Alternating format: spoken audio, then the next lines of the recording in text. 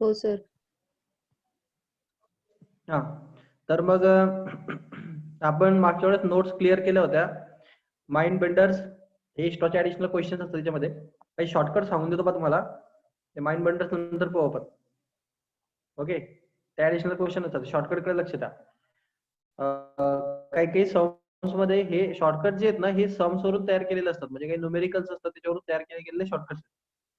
तर त्याच्यात काय असतं, समजा इफ इन अ न्यूमेरिकल, जर का न्यूमेरिकल मध्ये तुम्हाला ग्रॅव्हिटेशनल युनिट ऑफ आणि फोर्स समजा आर गिवन, ग्रॅव्हिटेशनल युनिट जर दिलं असेल अशा टाईपचं, त्याला कन्वर्ट कसं करायचं ऍब्सोल्यूट युनिट मध्ये. म्हणजे कधी कधी काय करतात क्वेश्चन मध्ये, की फोर्स देताना फोर्सचं जे युनिट दिलं जातं त्याचं 10 न्यूटन न देता, असं 10 न्यूटन देत नाही ते आपल्याला कसं सांगतात, असं सांगितलं जातं फोर्स हा काहीतरी 10 kg वेट आहे असं सांगतात, किंवा मग ऑर मध्ये असं सांगतात kg फोर्स. समजलं का? समजलं का? हो. क्वेश्चन मध्ये युनिट केजी वेट किंवा केजी फोर्स असं सांगितलं, आणि ते फोर्सचं युनिट असतं. आपल्याला फोर्सचं युनिट काय पाहिजे असतं, न्यूटन पाहिजे असतं. म्हणजे केजी वेट किंवा केजी फोर्सला न्यूटन मध्ये कसं कन्वर्ट करायचं, समजलं? मग कसं कन्वर्ट करतात, तर तुम्हाला जर असं दिलं असलं की समजा मी जर म्हटलं तुम्हाला की फोर्स जो आहे तो 10 kg वेट आहे, तर मग किती न्यूटन झाला, तर किती न्यूटन कसं काढायचं, तर 10 घ्यायचा, त्याला 9.8 ने मल्टिप्लाय करायचं, म्हणजे ऍक्सेलरेशन ड्यू टू ग्रॅव्हिटीने. मग तुम्हाला त्याची व्हॅल्यू न्यूटन मध्ये भेटते. समजलं? हो. समजलं का? हा, तर हे केजी वेटला असं पण लिहितात कधी कधी केजी एफ, तर ते सेम गोष्ट करायची, त्याला 9.8 ने मल्टिप्लाय करायचं, म्हणजे तो न्यूटन मध्ये भेटणार. Okay okay. Yes sir. आणि हे सीजीएस युनिट आहे, हे सीजीएसचं डाईन आहे, डाईनला पण तेच करावं लागतं, फक्त डाईनला काय करावं लागतं, 980 ने मल्टिप्लाय करायचं, म्हणजे डाईन मध्ये, डाईन हे फोर्सचं सीजीएस मध्ये युनिट आहे. फोर्स एमकेएस सिस्टीम मध्ये, एमकेएस सिस्टीम किंवा एसआय सिस्टीम मध्ये न्यूटन मध्ये मेजर केलं जातं. आणि जर आपण सीजीएस सिस्टीम मध्ये आलो, सीजीएस म्हणजे सेंटीमीटर ग्रॅम सेकंड सिस्टीम, त्याच्यामध्ये फोर्सचं युनिट आहे डाईन. आलं का लक्षात? माहिती हो. नाही? तर डाईन ग्रॅम वेटचं डाईन मध्ये करताना 980 करून घ्यायचं, ते म्हणजे 980 ने मल्टिप्लाय करायचं, तिथं 9.80 तर 980 ने मल्टिप्लाय करायचं. असं लक्षात ठेवा ही गोष्ट, का माहिती आहे? सो आता दुसरं क्वेश्चन आहे, समजा if a person climb down along the rope with an acceleration a, the tension in the rope will be. तर त्या रोप मध्ये किती टेन्शन असेल? समजा एक रोप आहे अशी, ओके, ही रोप वरती एक पर्सन क्लाइंब करतोय वरती, असं याच्यावरती चढतोय, ओके, वरती चाललाय असा. तर ह्या पर्सनचं जे आहे ते ऍक्सेलरेशन आपल्याला दिलेलं आहे ए, त्या पर्सनचं वरती जाण्याचं ऍक्सेलरेशन किती आहे, ए आहे. ओके, त्या पर्सनचं जे मास आहे ते एम आहे. ओके, तर मी तुम्हाला असा प्रश्न विचारला की ह्या जे रोप होती याच्यामध्ये टेन्शन किती क्रिएट झालं. टेन्शन असं तयार होईल ना, इकडच्या बाजूने इकडच्या बाजूने दोघं बाजूने टी टेन्शन तयार होतं. टेन्शन समजलं तुम्हाला? टेन्शन एक फोर्स असतो जो त्या रोपला स्ट्रेच करून ठेवायला. समजलं? हो सर. हा, तर हे टेन्शन किती क्रिएट होईल, टेन्शन फोर्स किती क्रिएट होईल त्या स्ट्रिंग मध्ये किंवा त्या रोप मध्ये, तर यम याची एफबीडी काढली जाते. एफबीडी नुसार काय होतं, m g minus m a is equal to 0 असं असतं ते, म्हणजे m g is equal to m a एवढं असतं. ओके, आता m g is equal to m a म्हणण्याचा अर्थ काय, याच्यात जर तुम्ही फ्री बॉडी डायग्राम काढली, फ्री बॉडी डायग्राम काय म्हणते, एफबीडी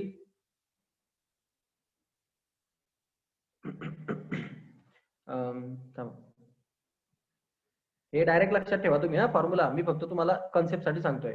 हे जर समजा स्ट्रिंग होती, तर याच्यामध्ये किती टेन्शन लागेल, टी टेन्शन लागेल, बरोबर बरोबर. हो सर. ओके, तर हे खालच्या बाजूला असतं, तर टेन्शन कुठल्याही बाजूला घेऊ शकता तुम्ही, दोन्ही बाजू सारखंच असते. या बाजूला समजा आपण टेन्शन घेतलं टी, आणि टेन्शन म्हणजे काय, फोर्स असतो ज्याच्यावर तो पर्सन चढतोय, समजा त्याचा मास आहे एम, त्याचं ऍक्सलरेशन होतं ए, म्हणजे हे एम ए ऍक्सलरेशन म्हणजे मास इंटू ऍक्सलरेशन हा त्याचा केस झाली नाही. हे टेन्शन असे समजा, आणि इकडच्या बाजूला पण तेच टेन्शन असतं, तसं काही अडचण नसते. आणि हा इथं मास आहे तुमचा, हा मास तो पर्सन आहे, तो पर्सन त्याच्यावरती अपला जाणार आहे, मास त्याचं यम असणार, त्याचं ऍक्सलरेशन ए असणार, म्हणजे या पर्सनने लावलेला फोर्स किती आहे, तर यम ए फोर्स आहे, पर्सनचा फोर्स. ओके, पर्सननी मोशनमुळे लागलेला फोर्स. आणि एक गोष्ट, त्या पर्सनचं स्वतःचं वेट जे आहे ते वेट खालच्या बाजूला ऍक्ट होईल, ते असणार एम जी. बरोबर, बरोबर का? हो. हा. सो आता आता इथं विषय असा आहे की हे दोघं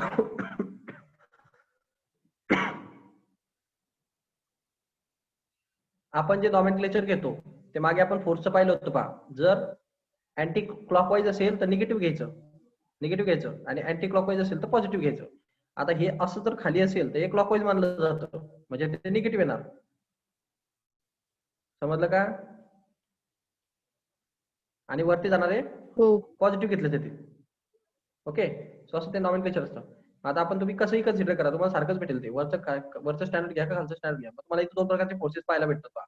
एक तर टेन्शन आहे तुमचं, जो टी टेन्शन मध्ये येतो. त्यानंतर तुमचा जो मास इंटू ऍक्सेलरेशनचा फोर्स आहे तो वरती येतो समजा, तो पण वरती जाणारा जो फोर्स आहे तो निगेटिव्ह घेतला जाईल. सो एम ए पण निगेटिव्ह असेल, टेन्शन पण निगेटिव्ह असेल, इज इक्वल टू तुम्हाला हे एम जी भेटणार. एम जी नाही, एम ए असेल हा, आणि हे एम जी पॉझिटिव्ह भेटेल. समजलं? इज इक्वल टू 0 भेटणार. काही डाऊट? नाही. मायनस मायनस आले ते वरच्या बाजूचे मायनस, खालच्या बाजूला येणारे प्लस, असे एमपीडी. आता याच्यामधनं मी समजा जर मला जर टेन्शन पाहिजे असेल तर मी टेन्शन तिकडे घेऊन जातो. बरोबर, म्हणजे टेन्शन तिकडे येणार तर काय भेटेल, हा टेन्शन तिकडे मायनसचा प्लस होऊन जाईल, म्हणजे इकडे भेटेल तुम्हाला minus m a plus m g is equal to T. आणि जर मला टेन्शन पाहिजे असेल तर मी हे एम जी इकडे लिहितो, हे एम ए इकडे लिहितो, म्हणजे मला असं भेटेल m g minus m a. बरोबर, बरोबर ना? इकडचं इकडे लिहिलं, हो. साइन चेंज केलं नाही. मास मास कॉमन काढतो, म्हणजे mass in bracket g minus a is equal to tension. समजलं का हे? समजलं का हे? हो सर. मग हे स्ट्रिंग मध्ये जे टेन्शन आहे ते तुम्हाला इथं फॉर्म्युला दिसतोय बघा. तर स्ट्रिंग मध्ये डायरेक्ट टेन्शन किती असणार, तर एम जी मायनस एवढं टेन्शन असणार, हे टेन्शनचा फॉर्म्युला. याच्यासाठी एवढी मोठी फ्री बॉडी डायग्राम काढून अनालिसिस करावं लागतं. आता ही केस बऱ्याच वेळेस विचारली जाते म्हणून ते डायरेक्ट पाठ करून घ्या. समजलं का?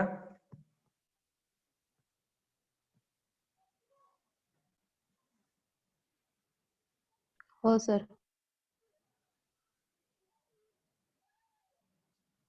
तर हे क्लाइम अप आणि क्लाइम डाऊन, आता हे मी तुम्हाला क्लाइम अपचं सांगितलं वाटतंय ना, क्लाइम डाऊनचं झालं.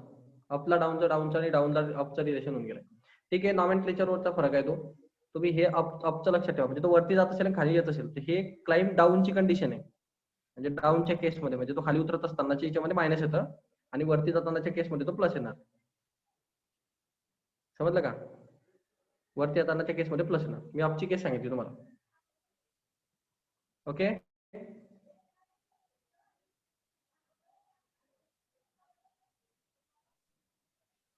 Hello, okay. हो सर. ते फक्त साइन कन्व्हेन्शनचा फरक आहे. काही ठिकाणी वरती जाणाऱ्या फोर्सला पॉझिटिव्ह घेतलं जातं, खाली येणाऱ्या फोर्सला निगेटिव्ह घेतलं जातं. काही ठिकाणी खाली येणाऱ्या फोर्सला प्लस घेतलं जातं, वरच्या फोर्सला निगेटिव्ह घेतलं जातं. ते बुक वाईज कन्व्हेन्शन चेंज होतात. ऍक्च्युअल मिनिंग काहीच होत नाही. कारण पहा, a plus b is equal to 0 जर असेल तर मी याच्यामध्ये साइन जर चेंज, समजा हा जर 3 असेल तर मी जर याचे साइन चेंज केले तर ऍक्च्युअली काही फरक पडत नाही. Minus a minus of b is equal to -3, दोन्ही इक्वेशन सेम आहे. समजलं का? दोघांचा अर्थ एकच झाला. हो. एक कम्प्लीट प्लस येते, एक कम्प्लीट मायनस आहे ना. मग सो सिंपल आहे. याच्यातून जर मी मायनस साइन कॉमन काढलं तर मायनस मायनस जर कॉमन काढला तर तुम्हाला ए प्लस बी आणि इकडे पण -1 इंटू 3 भेटेल. -1 गेट कॅन्सल. सो तुम्हाला आन्सर भेटणार a plus b is equal to 3. Okay, maths मध्ये साइन कन्व्हेन्शनचा घ्यायचं तर एक पूर्णच उलट घ्यायचं, नाही तर मग पूर्ण सरळच घ्यायचं. असं अर्ध अर्ध नाही करायचं, ते एकच वे फॉलो करायचा. तुम्ही डायरेक्ट शॉर्ट मध्ये लक्षात ठेवून घ्या. एक स्ट्रिंग असेल त्याच्यावर माणूस जर उतरत असेल तर mg मायनस ए त्याचं टेन्शन घ्यायचं, आणि जर एक स्ट्रिंग असेल त्याच्यावर एक रोप असेल त्याच्यावरून जर एक पर्सन चढत असेल त्याच्यावरती तर mg प्लस ए एवढं टेन्शन घेऊन टाकायचं, संपला विषय. पाठ करून घ्या तेवढं. नंतर पुढे पहा. If a is the acceleration of the center of mass a1 and a2, acceleration of the center of mass m1 आणि m2, so तुम्हाला दोघांचं कंबाईन ऍक्सेलरेशन किती भेटणार? त्यांनी काय प्रश्न विचारला, त्याने काय म्हटलंय तुम्हाला, ए ऍक्सेलरेशन आहे सेंटर ऑफ मासचं, ओके, आणि a1 आणि a2 ऍक्सेलरेशन आहे m1 मास आणि m2 मासचं. तर तुम्हाला सेंटर ऑफ मासचं ऍव्हरेज ऍक्सेलरेशन किती भेटेल? तर हा आपण मागच्या वेळेस फॉर्म्युला पाहिला होता पहा, m1 a1 plus m2 a2 divide by दोघांची सम, टोटल मासेसची, म्हणजे तुम्हाला टोटल ऍव्हरेज ऍक्सेलरेशन भेटतं. क्लिअर? येस. जर ते मासेस सिरीज मध्ये कनेक्ट केलेले असतील तर, सिरीज समजतं तुम्हाला, त्याचं याला पुढे आणि याला स्ट्रिंग आणि याला पण पुढे, म्हणजे इथे m1 मास आहे, इथे m2 मास आहे, दॅट केस मध्ये तसं होतं. सिरीज कनेक्शन 1/1 मध्ये असतं. ओके, पुढे पहा. त्याच्यानंतर इफ ki आणि kf are the initial and final kinetic energies of the mass m1 and the fractional decreases in its kinetic energy is given bye.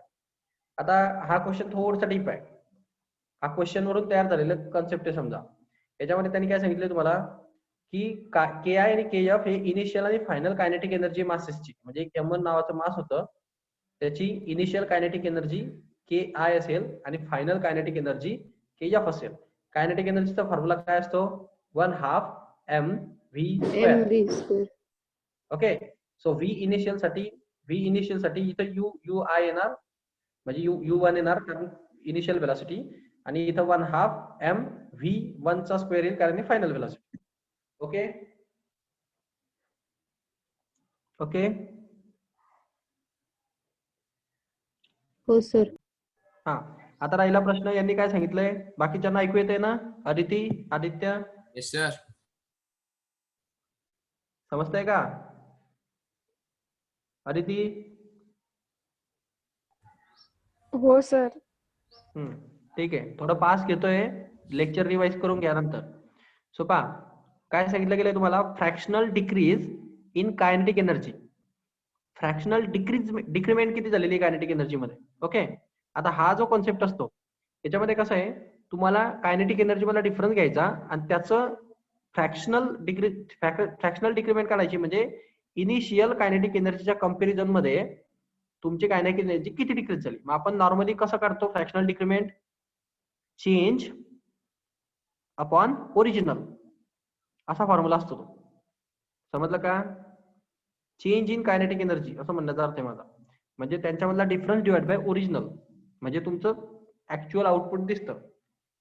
Okay, so आता याच्यामध्ये ऍक्च्युअल त्याची kinetic energy के initial होती, म्हणजे kinetic energy initial केस मधली, आणि त्याची change झालेली kinetic energy के initial minus K final. समजलं? याला म्हणता तुम्ही फ्रॅक्शनल डिक्रीमेंट. ओके.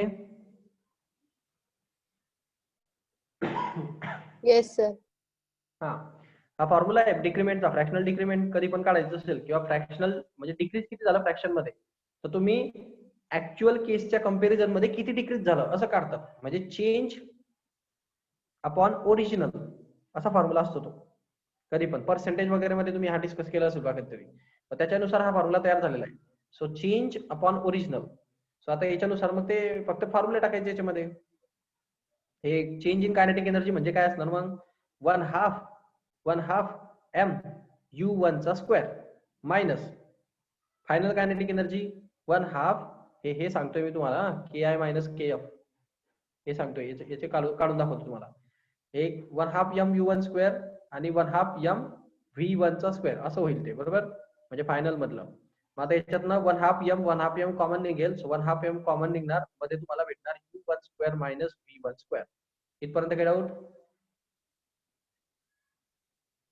नाही. हा, आता त्यांनी काय सांगितलंय, याला डिवाइडेड बाय पुन्हा इनिशियल कायनेटिक एनर्जी करायची, म्हणजे याला divided by initial kinetic energy करायची.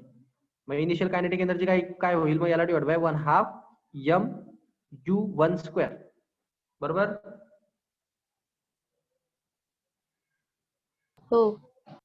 किंवा शॉर्ट मध्ये सांगायचं झालं तर असं लक्षात ठेवा पहा. याचा फॉर्म्युला काय येणार आहे, हे वरची कायनेटिक एनर्जी म्हणजे काय 1/2 mu1 चा स्क्वेअर आहे मायनस हे फायनल कायनेटिक एनर्जी 1/2 mv1 चा स्क्वेअर आहे आणि त्याने डिवाइड करायला सांगितली तुम्हाला initial kinetic energy, so 1/2 mu1 चा स्क्वेअर करायचे. मग आता यांचे डिव्हिजन केलं तर ही टर्म आणि ही टर्म हे सेपरेट होणार, याला पण आणि याला पण, खालची टर्म डिनॉमिनेटरची टर्म मग सेपरेट करून टाका पहा. म्हणजे काय होईल 1/2 mu1 square divided by 1/2 mu1 square minus 1/2 mv1 square divided by 1/2 mu1 square. समजलं का? समजलं का? हो सर. मग आता हे 1/2 cancel, M cancel, u1 u1 cancel, म्हणजे इथं उरला 1. इथं 1/2 कॅन्सल, एम कॅन्सल, म्हणजे v1 square upon u1 square. म्हणजे काय भेटलं तुम्हाला ऍक्च्युली तुम्हाला जे भेटलेलं आहे ते असं भेटलेलं आहे पहा, 1 minus v1 square upon u1 square. समजलं? हो. मला फॉर्म्युला ओके. सो असाच फॉर्म्युला हा सेम काढलाय खालचा. इफ m2 जर मास असेल आणि तो n times of the m1 असेल आणि u2 जर 0 असेल तर मग त्या केसमध्ये असं होतं. ओके, म्हणजे त्यांनी m2 एक मास कन्सिडर केलेलं आहे, तर m2 mass n times of the m1 असणार. n times of the m1 म्हणजे काय, समजा 3 टाइम्स असेल, 4 टाइम्स असेल, 5 टाइम्स असेल, असं काहीतरी. आणि या m2 मासची इनिशियल व्हेलॉसिटी जी आहे ती 0 आहे समजा, म्हणजे ते मास थांबलेलं होतं. तर मग त्याच्यामध्ये फ्रॅक्शनल डिक्रीमेंट किती असेल? समजलं का? तर मग ते अशी काढायची 4n upon n plus n raise to 2. हे तसंच तयार केलंय तिथूनच, हे वेगळं नाहीये. फक्त m2 च्या जागी n टाइम्स ऑफ m1 टाकलाय मी फक्त, बस दुसरं काही नाही केलं. आणि u2 च्या जागी फक्त 0 सबस्टिट्यूट केलाय वरच्या फॉर्म्युल्यामध्ये. आलं लक्षात? ओके, सेम आहे. डायरेक्ट पाठ करून घ्या केसेस, जास्त वेळेस विचारल्या जातात म्हणून तसे दिले असतात. त्या एक्सप्लेनेशन सांगतोय मी जेवढं जमतंय तेवढं. मग the loss of kinetic energy in elastic collision is by. Loss of kinetic energy काय असणार, तर लॉस म्हणजे काय, किती लॉस झाला कायनेटिक एनर्जीचा. तर किती लॉस होईल कसं काढणार आपण, इनिशियल कायनेटिक एनर्जी आणि फायनल कायनेटिक एनर्जीचा डिफरन्स म्हणजे लॉस. बरोबर की नाही? हो सर. बरोबर की नाही? हा, आता हा जो विषय आहे त्याच्यामध्ये, तर हे इनइलास्टिक कोलिजनची गोष्ट चालली आपली. त्याच्यामध्ये हे कोएफिशिएंट ऑफ रेस्टिट्यूशन वगैरे पण येतं त्याच्यामध्ये. इलास्टिक असेल तर ते येत नाही, डायरेक्ट सरळ सोपा हिशोब होऊन जातो. तर हे तुम्ही शॉर्ट मध्ये लक्षात ठेवा. कधी कधी तुम्हाला इनइलास्टिक कोलिजन दिलं जातं. ओके, त्याच्यामध्ये u1 आणि u2 दोघीच्या व्हॅल्यू 0 असतात, अशा टाईपचं कोलिजन असतं ते. म्हणजे इनिशियली ते दोघी रेस्ट मध्ये, दोघे ऑब्जेक्ट रेस्ट मध्ये असणार, सारख्या व्हेलॉसिटी मध्ये असतील. रेस्ट म्हणता येणार नाही, ते सेम व्हेलॉसिटी मध्ये असतील इनिशियली, म्हणजे u1 is equal to u2 असेल, अशी केस समजा जवळपास. सो अशा केसमध्ये तुम्हाला जर कायनेटिक एनर्जी मधला लॉस जर काढायचा असेल, म्हणजे किती ड्रॉप झाला, तर त्याच्यासाठी हे डेरिव्हेशन आहे. हे डिराईव्ह केलेलं आहे. हे डिराईव्ह केलेली क्वांटिटी शेवटपर्यंत ते 1/2 mv² वगैरे घ्यायचे, मग त्याचे कॉमन काढायचे, मग दोन्ही मासेसचा इंटरलिंक करायचे, आणि मग त्यांच्या मासेसचा तो प्रोडक्ट होणार. मग कोएफिशिएंट ऑफ रेस्टिट्यूशनला तिथं ऍड करायचं, असं बरंच कॅल्क्युलेशन केलेलं आहे. तर तुम्ही हे कॅल्क्युलेशन लक्षात ठेवायची गरज नाही. तुम्ही फक्त हे कन्सेप्ट लक्षात ठेवा, लॉस ऑफ कायनेटिक एनर्जी म्हणजे change in kinetic energy in elastic collision मध्ये 1/2 m1 m2 divide by m1 plus m2, 1 minus E म्हणजे काय, कोएफिशिएंट ऑफ रेस्टिट्यूशन. समजलं? ई ची व्हॅल्यू काय होती, v2 minus v1 upon u1 minus u2. आठवली का? हो सर. हा, याचं रेस्टिट्यूशन कोएफिशिएंट ऑफ रेस्टिट्यूशन मध्ये टाकलंय ते. ई ची व्हॅल्यू तुम्हाला गिव्हन दिलेली असणार. सो 1 मायनस ई चा square in bracket u1 minus u2 whole bracket square. हा जर फॉर्म्युला तुम्ही सबस्टिट्यूट केला तर तुम्हाला loss in kinetic energy in elastic collision मध्ये भेटून जाईल. Okay, yes sir. हा, हे याच्या डेरिव्हेशनच्या नादी लागू नका. जर तुम्ही याच्या डेरिव्हेशनच्या नादी लागणार तर बराच आपल्याला लॉंग जावं लागणार आहे. 1-1.5 पानाचं डेरिव्हेशन येईल तेवढा वेळ तुमच्याकडे नसतो. म्हणजे काही गोष्टी मगअप कराव्या लागतात आणि काही गोष्टी सॉल्व्ह कराव्या लागतात. असं करावं लागतं कॉम्पिटिव्ह एक्झाम मध्ये. ही गोष्ट रट्टा मारण्याची गोष्ट आहे, ती वरची डिराईव्ह करण्याची गोष्ट होती. सो जी छोटी ती डिराईव्ह करा, जी डिराईव्ह करण्यासारखी नाहीये तिचा रट्टा मारा. ऑप्शन नाही तुमच्याकडे, टाइम खूप कमी असतो. ओके, सो पहा, suppose the body is drop from the height h0. Okay, it strike on the ground with a speed of v0. Let the after inelastic collision, the speed with which is rebound be v1 and h1 be the height to which it rise, then coefficient of restitution is what? तर मग आता ही गोष्ट पण खूप interesting आहे, practical केस आहे पाही. यांनी काय सांगितलं तुम्हाला की सपोज अजून करा की एक बॉडी ड्रॉप होते h0 हाईट वरनं, म्हणजे एक h0 हाईट असेल एवढी, h0 हाईट वरनं ती बॉडी कशी होते, ड्रॉप होते. म्हणजे इथं ती बॉडी असणार समजा अशी ठेवलेली, आणि ती बॉडी इथून खाली ड्रॉप होते. ओके, ती स्ट्राईक झाली ग्राउंड वरती किती स्पीडनी, v0 स्पीडनी. म्हणजे ती ग्राउंडवर आली इथं आणि ग्राउंडवर स्ट्राईक झाली आणि या ठिकाणी तिची स्पीड आहे v0. समजलं का? हाईट किती होती h0, तिथून ते खाली येते. समजते केस? हो. हा, नीट लक्षात घ्या.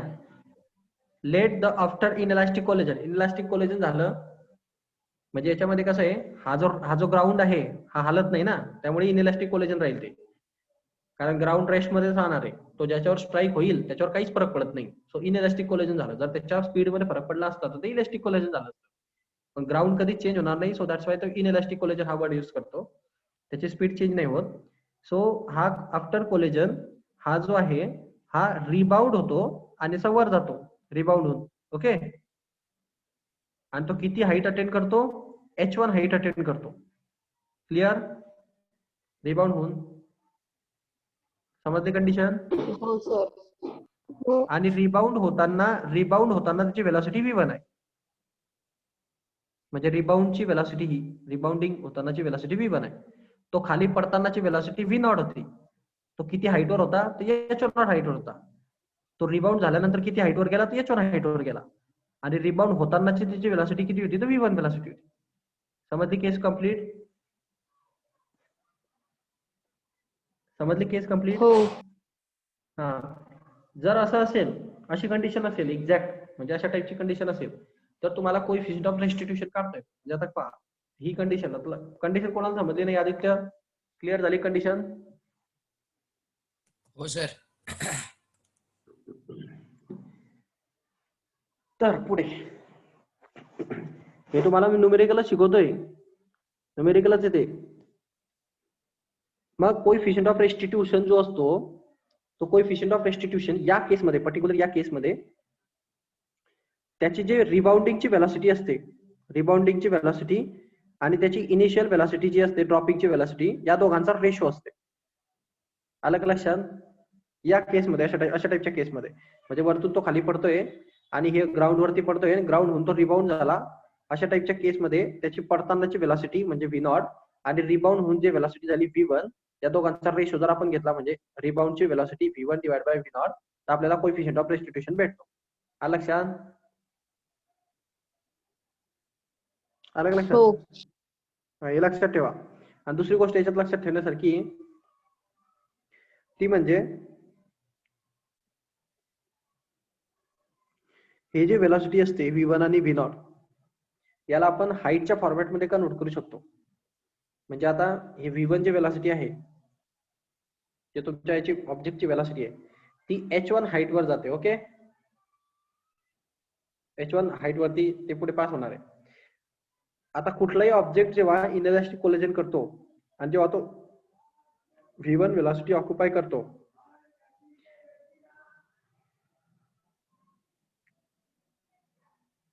तेव्हा त्याची ही जी रिबाउंडिंग वेलॉसिटी असणार ती 1/2 mv² एवढी असेल. ओके, पण त्याच्यामध्ये हाईटचा काही संबंध येत नाही. 1/2 mv². मास येतं, वेलॉसिटी येते, हाईट येत नाही. हाईट कसं काय आली?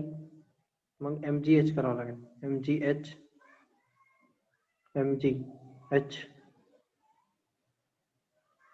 पोटेन्शियल एनर्जी असते तिथं. रूट काय घेतलंय h मध्ये relation.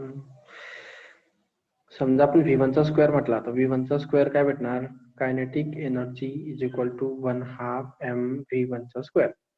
So here kinetic energy ही त्याच्या पोटेन्शियल एनर्जी एवढी असेल. सो 2gh, तो 2 तर इकडे येईल, 2 इकडे येईल, m डिवाइड होईल, mgh एवढा असेल. So 2 here, m get divide, 2 इकडे डिवाइड. हा ठीक आहे, बरोबर. ठीक आहे, ठीक आहे, समजलं. नाही पहा इकडे पहा, हे रिलेशन थोडस जबरदस्त बनवलेलं आहे जरा. म्हणजे काय केस आहे, तुम्हाला हे व्हेलॉसिटीला हाईट मध्ये कन्वर्ट केलंय त्यांनी. कसं कन्वर्ट केलं ते सांगतो तुम्हाला.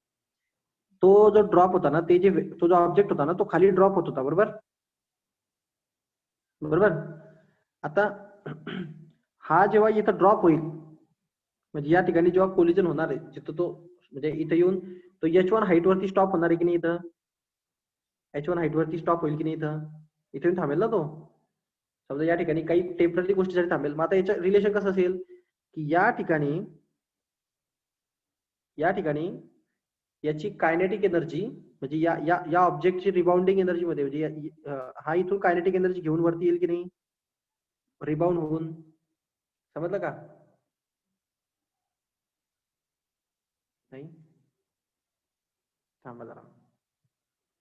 कसं असतं, हा ऑब्जेक्ट आहे की नाही, असा हा ऑब्जेक्ट आहे, हा असा खाली येतोय, म्हणजे याचा अर्थ काय, हा सध्याला इथं पोटेन्शियल एनर्जी याची सर्वात जास्त होती, म्हणजे हायेस्ट पोटेन्शियल एनर्जी होती, मॅक्झिमम म्हणजे थांबलेला होता.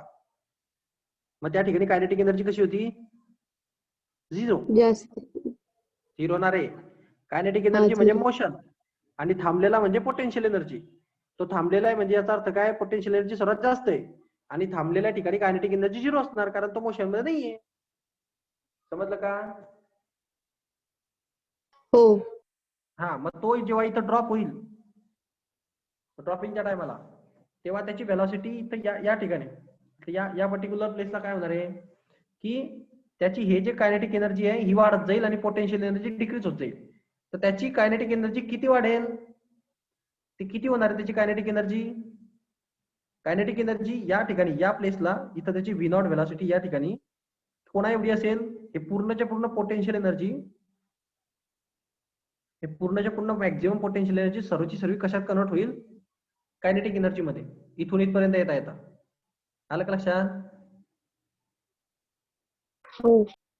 हा, आणि ती कायनेटिक एनर्जी, या ठिकाणची कायनेटिक एनर्जी ही सर्वात जास्त असेल, मॅक्झिमम असेल, आणि मग या ठिकाणी पोटेन्शियल एनर्जी काय होऊन जाईल, 0.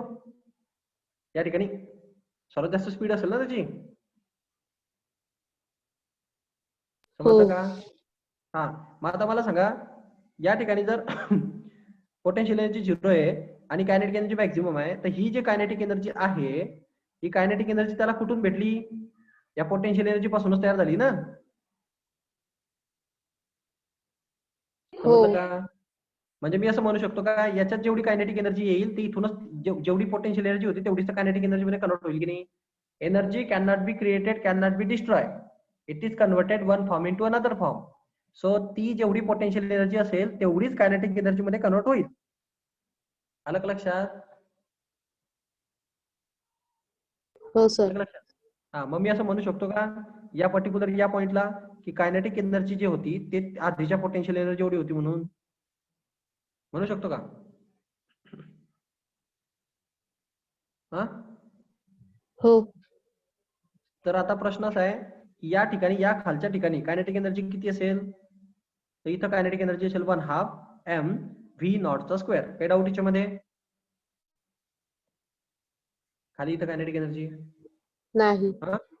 आणि ह्या वरच्या ठिकाणी पोटेन्शियल एनर्जी किती असेल, या इथल्या ठिकाणी पोटेन्शियल एनर्जी, तर पोटेन्शियल एनर्जीचा फॉर्म्युला असतो mgh.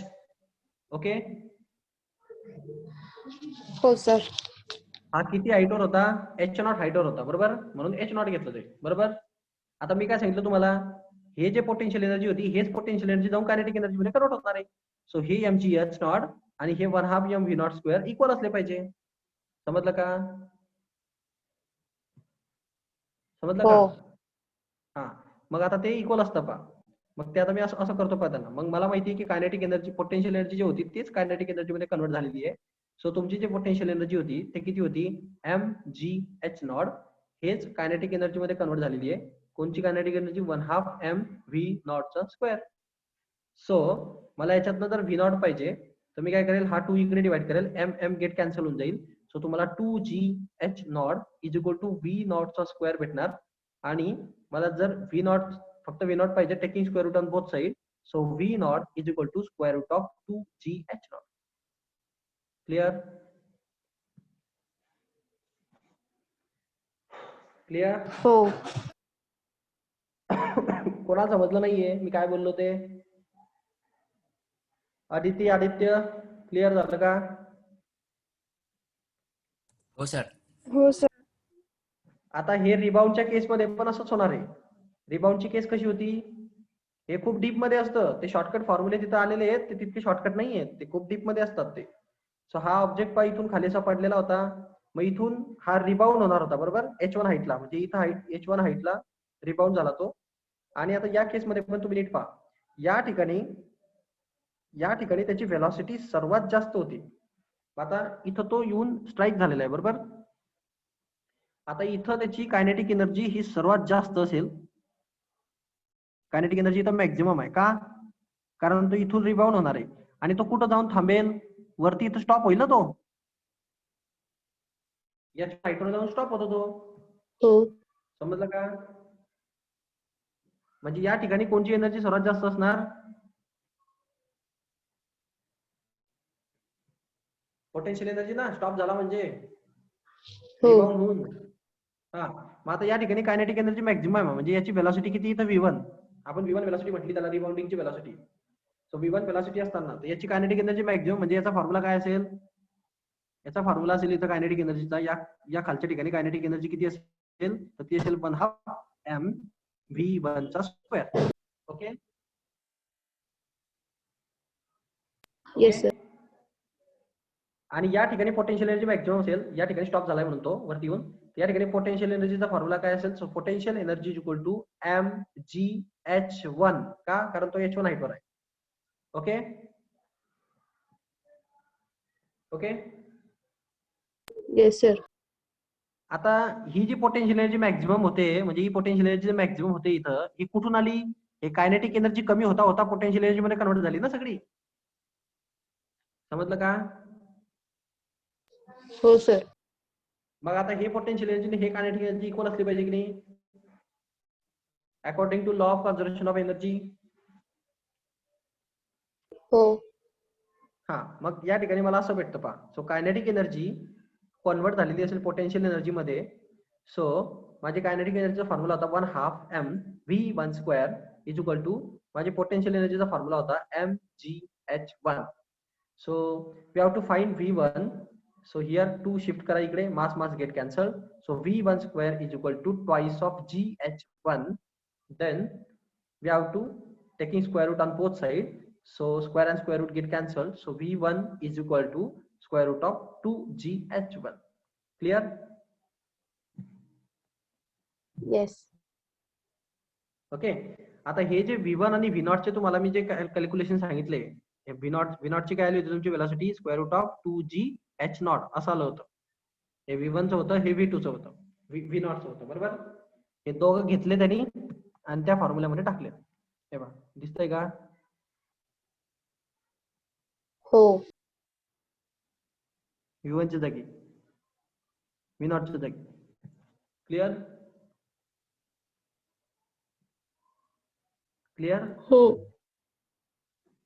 हा, त्याच्या मागे भरपूर मोठा फिजिक्स होतं, सांगितलं मी तुम्हाला सगळं. आता ते सगळं लक्षात ठेवण्याची गरज नाही, पाठ करून टाका. एवढं सगळं डोक्यात कुठे ठेवणार तुम्ही, आणि गरज नाही, तेवढा टाइम नसतो. मग त्याच्यानंतर हा 2g कॅन्सल करून टाका, तो फक्त काय उरणार, h1 upon h0. Clear? Square root मध्ये. ओके. Yes, sir. तर तुमच्यासाठी फक्त दोनच फॉर्म्युले महत्वाचे आहे. कोएफिशियंट ऑफ रेस्टिट्यूशन हे V1 अपॉन V0 असतं. V1 म्हणजे रिबाउंडची velocity upon original velocity, dropping velocity, आणि स्क्वेअर रूट मध्ये रिबाउंडची हाईट अपॉन ड्रॉपिंग हाईट, यांचा रेशो स्क्वेअर रूट मध्ये घेतला तुम्हाला कोएफिशियंट ऑफ रेस्टिट्यूशनची व्हॅल्यू भेटते. एवढं जरी लक्षात राहिलं तरी खूप झालं. आणि मागचं डेरिव्हेशन आता ते अडचण आली म्हणून सांगितलं, तर तसं लक्षात ठेवायची की तुम्हाला गरज नाहीये. कंडिशन फक्त लक्षात ठेवा आणि विषय संपवा. ठीक आहे sir. After that, last point, if the small part of the mass m2 is removed from the larger part of the mass m1, then center of mass of remaining part is what? म्हणजे जर का एक small part आहे, small part of the mass m2 is removed from the larger part of the mass m1. m1 एक खूप मोठा मास होतं, त्याच्यामध्ये मी एक छोटासा मास आहे समजा m2, ते रिमूव्ह केलं.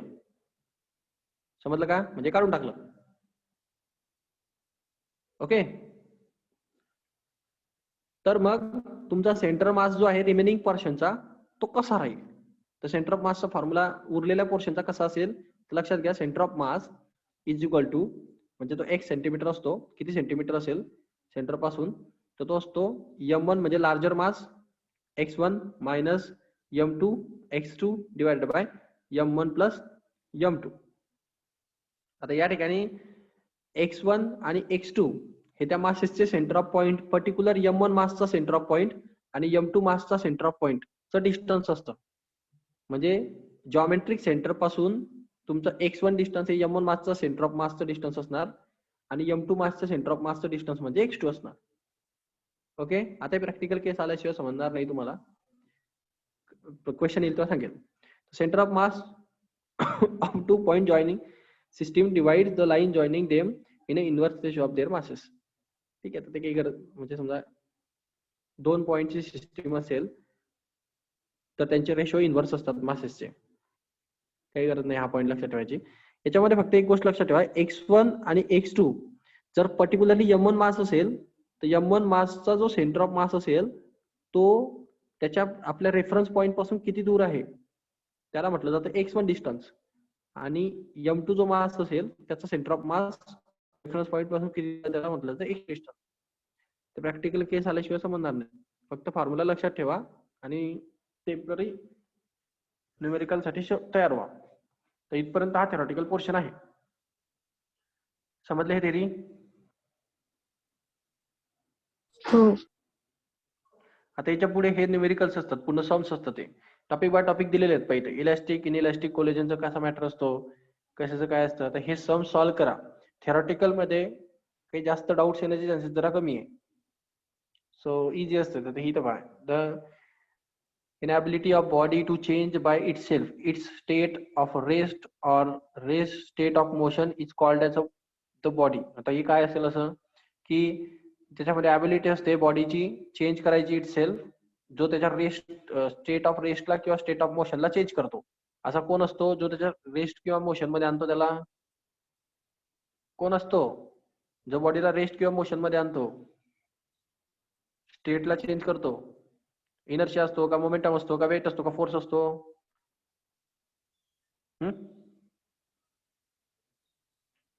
अरे बॉडीची स्टेट चेंज करण्यासाठी कोण रिस्पॉन्सिबल आहे? स्टेट म्हणजे समजतं का तुम्हाला?